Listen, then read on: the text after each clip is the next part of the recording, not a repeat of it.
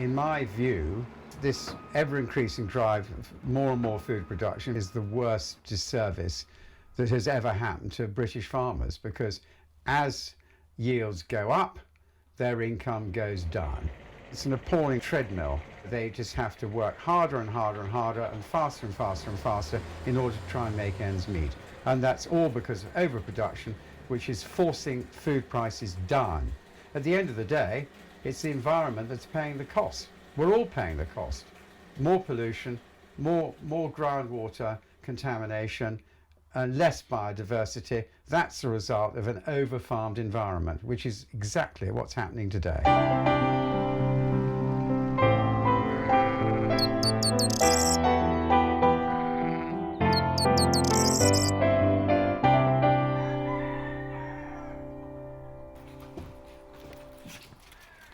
Yeah. Good boy, Oscar. Get in. Go on, Daddy. Good girl. Get in. That's it.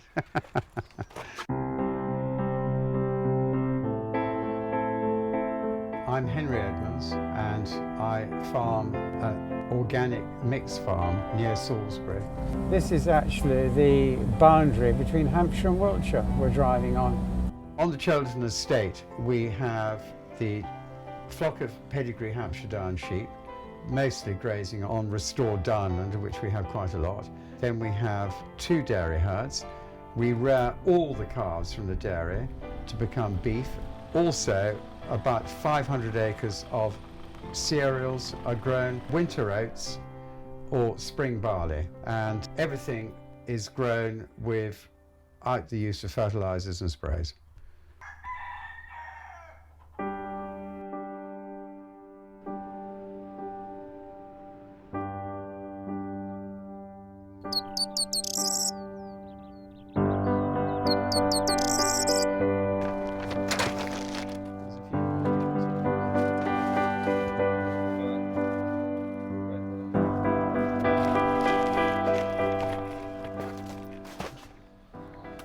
Right. We need animals to maintain the countryside. Now, they're 2 entirely different sorts of animal product. If you're looking at feedlot beef, where animals are kept in small pens and just stuffed with cereals, this is blatantly not good. But you cannot compare that with my animals, which are grazing leguminous pastures, everything without the use of fertilizers and sprays. Come on then, beauties, come on. Farm animals are absolutely critical to maintaining a diverse environment. These are our flock of Hampshire Downs. They were started by my great-grandfather in 1890. We haven't bought a female since about 1900. They were a breed that was developed to turn the downland into more fertile ground, extraordinarily fast growing.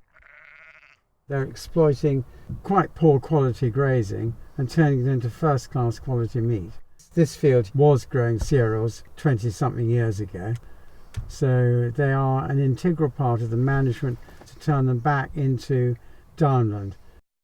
My sheep and cows are absolutely fundamental to maintaining the fabric of the countryside, to maintain local employment and, in fact, improve the environment. In my view, mixed farming is the only way forward. One very good reason, if you've got a mix of enterprises like I have here, if the weather is vile, say during the harvest, that's bad for the harvest, but it's good for the dairy cows because then the grass grows. So you have got this inbuilt insurance all the time, so you're not over dependent on any one enterprise. In the 50s and 60s, every farm had stock. There's nothing new about this, but everyone was told to become more efficient. What was it? Mixed farming is muddled thinking, they used to say. Well, I would completely decry that. You could say that all arable farming is reducing everything to an industrial process, and I think that's a very damaging thing to the entire planet. The one thing about mixed farming is it's far more integrated. By having a proper rotation, let us say 2 cereal crops, then you follow that with a break crop. By doing that, you are changing everything. My father died in 1975, and at that time the place wasn't organic. My father had used fertilizers and sprays. We were getting appalling yields. So from then on I started rotating. So Whereas you'd had some fields that had probably been growing arable crops for 20, 30 years without a true break. We put in a grass break every 4 or 5 years, and within a few years you could start seeing a huge difference. We've had a previous cereal crop in this field, and then we ploughed the field and we drilled these oats and vetches. Vetches are this here, they're leguminous plants. They've grown over the winter, and now in the last few weeks they've come up to deliver this fantastic crop. This is being grown for silage. This is high protein. It's a lifesaver in terms of producing winter forage for the cattle. Most farmers grow just grass, and of course they're putting loads of fertiliser on it to make it grow. Here we don't use any fertiliser. Hey girls! This is a clover layer here with white clover and red clover in it. Clover is of course a leguminous, so they're producing natural nitrogen which the grass is making use of, and of course the clover itself is high in protein, and you can see they're looking terrific. If you build fertility naturally with manures and with organic matter in the soil, it will definitely improve biodiversity. I have been using a lot of deep-rooting herbs like sandfoin, for example. This is a crop of our sandfoin here. This is Hampshire common sandfoin that's been grown here since at least 1730. My father kept it going in the 50s and 60s when all the rest was ploughed up, and when he died I got the seed, and now we've 500 or 600 acres of this. It's another leguminous crop, very deep rooting. We're using the nitrogen that the sandfoin is producing in its root system. This is the sandfoin here. It's got these beautiful pink flowers, and right in the bottom of the sward you can see there is grass. We add grass to it. It utilises the nitrate that the sandfoin is producing naturally. There is no other crop that can be grown in this country which is more attractive to invertebrates. There are lots of bumblebees in amongst it, and of course because it's so attractive to invertebrates, that means it's very good for birds as well. Another extraordinary thing about sandfoin is its high palatability. Cows and sheep will eat 20 to 30% more of this than they will of grass. Lambs will put on a pound a day. Cows will milk 5 to 10% better on sandfoin than they would on a normal diet. And what is more, their milk is rich in omega-3 fatty acids, which is highly beneficial to human health. Looking at climate change, this is going to have very, very serious repercussions for British agriculture.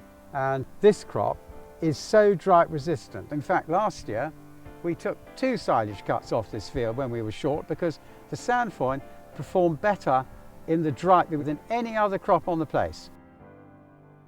We need to see far greater areas of the country planted with sandfoin for the future. Highly sustainable. It's insurance to bring true fertility back into the land.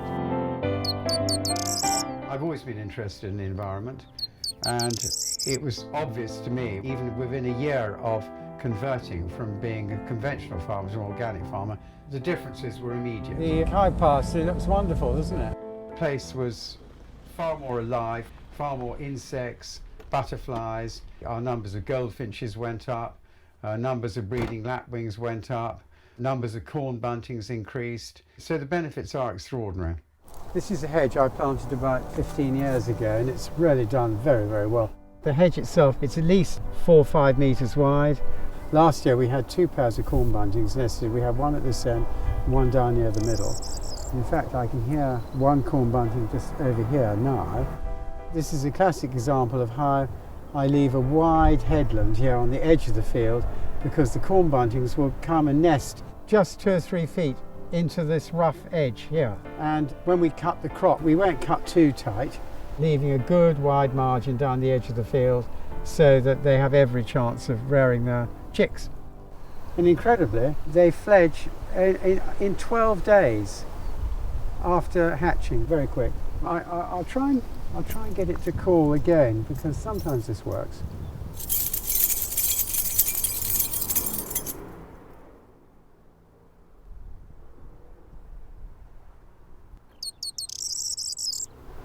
There he was.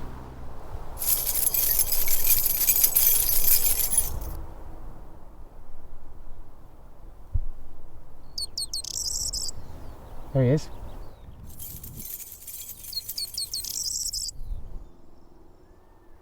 Oh. There he goes.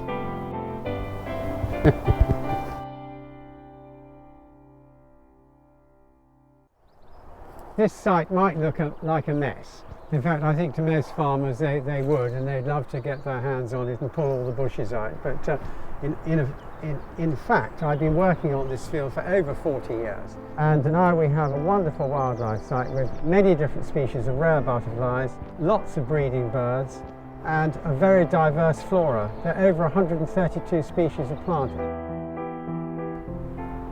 Now, here we've got one of Britain's rarest plants. It's a protected species. It's meadow clary, extremely rare.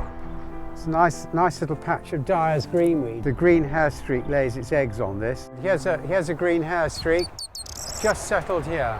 Very, very difficult to see. Quite local because of habitat destruction, but there's certainly plenty of them here. This site here is what so much of the countryside used to look like 50, 60 years ago. But with industrial agriculture, most of the sites like this have just been destroyed. Right, we've got dingy skipper just here. It could well be laying eggs. And now they're just sterile bits of land growing cereals. It's been a complete catastrophe. Oh, yeah, just on that thistle now. It's got to have all these short downland grasses. The trouble is all the downland has been ploughed up, or most of it, so there's no place for the dingy skipper. Yeah, this little coombe here is just ideal for the dukes. Here's one. But they've become extremely scarce. There are about 80 odd colonies of the duke left in the country, and this is one of them. We're just trying to get the management spot on. Not too much grazing, doing a bit of scrub clearance, but not too much.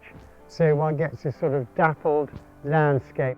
We need to see a lot of land taken out of cultivation and put back into something like you can see here today. We just need to reclaim our environment. If we stop spraying pesticides, stop applying nitrogenous fertilizer, we'll give nature a chance. Give nature a chance and she'll grab it. Now the crops have all shot up in the last few days. Right, now we have to watch out for tractors and trailers.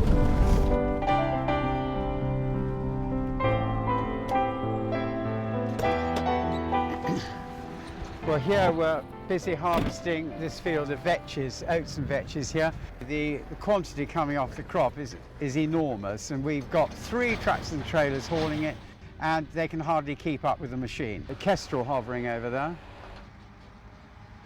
These are the vetches here with these very pretty little purple flowers. And the yield, I've got a job to pick that up. So I'd estimate this is 20 tonnes to the acre. All been done with no fertiliser, no chemicals. It was sown last autumn with homegrown seed, and the field hasn't been touched since that time. Anyway, machine's coming, better move.